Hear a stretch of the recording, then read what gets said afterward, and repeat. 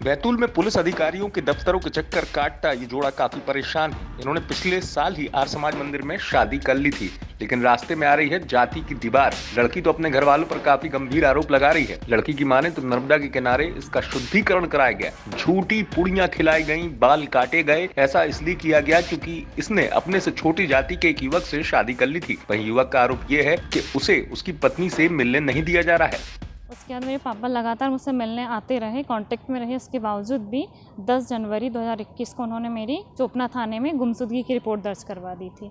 उसके बाद 12 जनवरी को पुलिस मेरे घर पे आई थी। मुझे बिना किसी आदेश दिखाए मुझे यहाँ से उठाकर ले गई और यही कहा कि हमें बयान कराना है चोपना थाने में, उसके बाद हम घर पहुँचा देंगे वापस। लेकिन उन्होंने मुझसे कोई बयान नहीं लिया, एक कोरे कागज़ में साइन करवाई और उसके बाद मेरे पापा के घर पर जाकर छोड़ दिया था। उसके बाद फिर मैं अपने हॉस्टल चली गई थी पढ़ाई कंप्लीट करने के लिए। फिर वहाँ से मुझे छुट्टियाँ मिली रक्षाबंधन पर 18 अगस्त 2020 को 21 को। तो तब मेरे पिताजी वहाँ पहुँच गए थे और मुझे नर्मदा नदी के घाट ले जाकर वहाँ मेरा शुद्धिकरण करवाया था, पूजा पाठ करवाई थी मुझसे।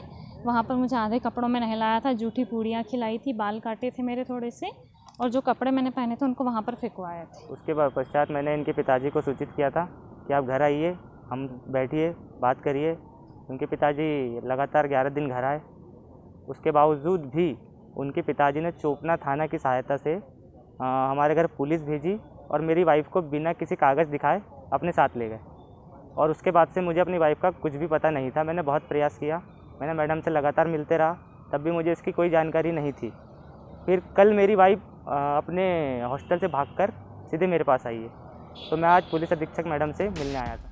बताया जा रहा है कि 24 साल की पीड़िता ने 11 मार्च 2020 को बैतूल के टिकारी इलाके में रहने वाले 27 साल के दलित युवक से आर्य समाज में लव मैरिज की थी। शादी के बाद परिवार ने पुलिस की मदद से उसे ससुराल से वापस बुला लिया। इसके बाद उसे राजगढ़ में पढ़ने भेज दिया। अभी वो हॉस्टल में रह रही है। 28 अक्टूबर को वो हॉस्टल से भागकर पति के पास बैतूल पहुंची तो उसने अपनी आप बीती अपने पति को बताई। इसके बाद दोनों पुलिस अधिकारियों के पास सहायता के लिए पहुंचे। ये चोपना थाना क्षेत्र का मामला है। लड़की चोपना थाना क्षेत्र की रहने वाली है। मार्च 2020 में लगभग इसने शादी की थी। लव मैरिज है दोनों की, आर्य समाज से शादी की थी। लड़की अभी नर्सिंग का कोर्स करने के लिए बाहर रह रही है राजगढ़ में। लड़का यहाँ बैतूल का रहने वाला है। इसके जो परिजन हैं, लड़की के परिजन हैं, वो नहीं चाह रहे हैं कि चूँकि लव मैरिज की है और लड़का अदर कास्ट का है तो इसके साथ शादी करें, इसलिए उसको परेशान कर रहे हैं।